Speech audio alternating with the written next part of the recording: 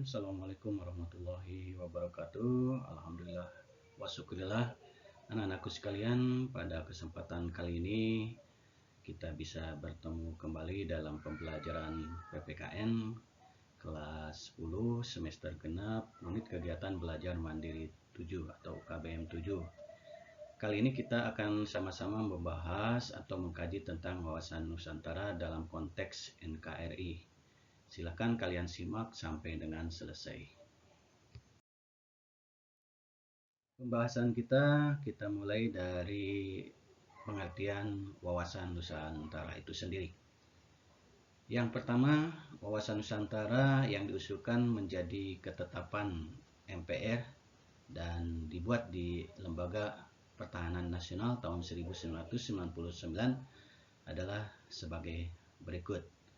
Jadi, wawasan Nusantara adalah cara pandang dan sikap bangsa Indonesia mengenai diri dan lingkungannya yang serba beragam atau majemuk dan bernilai strategis dengan mengutamakan persatuan dan kesatuan bangsa serta kesatuan wilayah dalam menyelenggarakan kehidupan bermasyarakat, berbangsa, dan bernegara untuk mencapai tujuan nasional.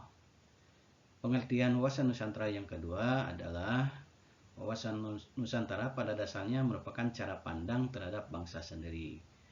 Kata wawasan berasal dari kata wawas yang berarti melihat atau memandang. Pendapat ini disampaikan oleh S. Sumarsono tahun 2005. Berbicara tentang pengertian wawasan Nusantara, nomor 3 atau bagian ketiga, kita lihat wawasan Nusantara sebagai geopolitik Indonesia, yaitu cara pandang dan sikap bangsa Indonesia mengenai diri dan lingkungannya yang serba beragam dan bernilai strategis dengan mengutamakan persatuan dan kesatuan wilayah dan tetap menghargai serta menghormati kebinekaan dalam setiap aspek kehidupan nasional untuk mencapai tujuan nasional.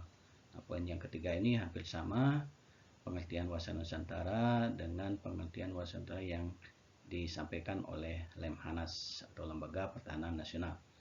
Yang keempat, Bapak mengutip pendapat dari Profesor Wan Usman bahwa yang dimaksud dengan wawasan Nusantara adalah cara pandang bangsa Indonesia mengenai diri dan tanah airnya sebagai negara kepulauan dengan semua aspek kehidupan yang beragam.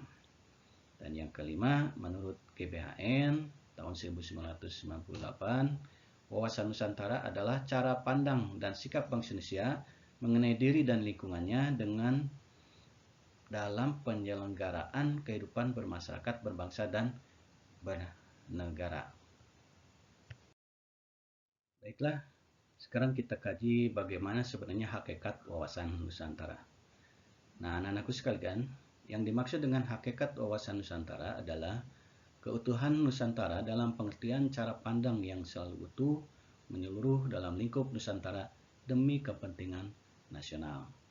Hal tersebut berarti bahwa setiap warga masyarakat dan aparatur negara harus berpikir, bersikap, dan bertindak secara utuh menyeluruh demi kepentingan bangsa dan negara Indonesia itu sendiri. Kemudian yang berikutnya adalah asas wawasan Nusantara. Nah, asas wawasan Nusantara ini merupakan ketentuan atau kaidah dasar yang harus dipatuhi, ditaati, dipelihara, dan diciptakan demi tetap taat dan setianya komponen pembentuk bangsa Indonesia terhadap kesepakatan bersama. Adapun asas-asas wawasan Nusantara tersebut adalah sebagai berikut. 1. Kepentingan yang sama, yaitu tercapainya kesejahteraan dan rasa aman yang lebih baik daripada sebelumnya. 2. Keadilan, yaitu kesesuaian pembagian hasil dengan adil sesuai jerih payah dan kegiatan baik perorangan, golongan, kelompok maupun daerah. Ketiga, kejujuran, yaitu keberanian berpikir, berkata, dan bertindak sesuai realita demi kebenaran dan kemajuan bangsa. Kemudian keempat, solidaritas, yaitu diperlukan kerjasama, mau memberi dan berkorban bagi orang lain tanpa meninggalkan ciri dan karakter budaya masing-masing. Kelima, kerjasama, yaitu adanya koordinasi, saling pengertian yang didasarkan atas kesetaraan sehingga kerja kelompok dapat mencapai sinergi yang lebih baik. Dan keenam, kesetiaan, yaitu loyalitas terhadap kesepakatan bersama untuk menjadi bangsa yang kokoh dalam ikatan persatuan dan kesatuan bangsa. Sekarang apa sih sebenarnya kedudukan wawasan Nusantara? Nah, kedudukan wawasan Nusantara itu sendiri adalah sebagai wawasan nasional bangsa Indonesia yang merupakan ajaran yang diyakini kebenarannya oleh seluruh rakyat Indonesia agar tidak terjadi penyesatan atau penyimpangan dalam upaya mewujudkan cita-cita dan tujuan nasional. Dengan demikian, wawasan Nusantara menjadi landasan visional dalam menyelenggarakan kehidupan nasional. Selanjutnya, fungsi wawasan Nusantara. Wawasan Nusantara itu sendiri berfungsi sebagai pedoman, motivasi, dorongan, serta rambu-rambu dalam menentukan segala kebijaksanaan, keputusan, tindakan, dan perbuatan bagi penyelenggaraan negara, baik di tingkat pusat maupun daerah, maupun bagi seluruh rakyat Indonesia itu sendiri dalam kehidupan bermasyarakat, berbangsa, dan bernegara.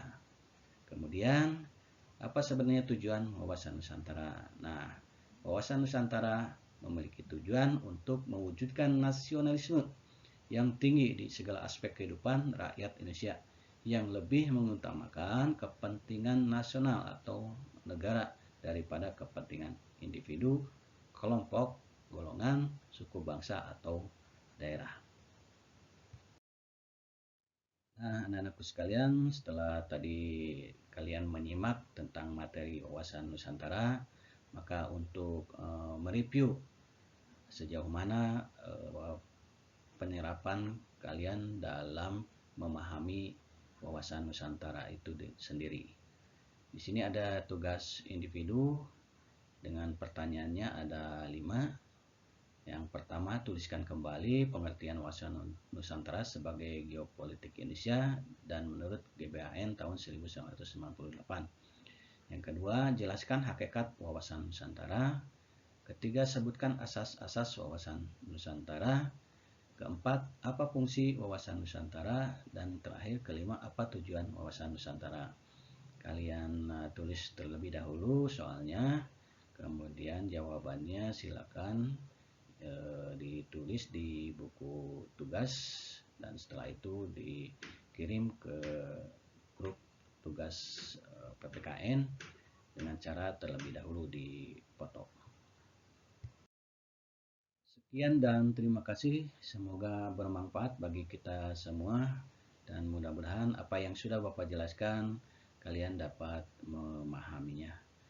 Kurang lebihnya, sekali lagi mohon maaf. Akhir kata dari Bapak, wabillahi taufik wal hidayah. Wassalamualaikum warahmatullahi wabarakatuh.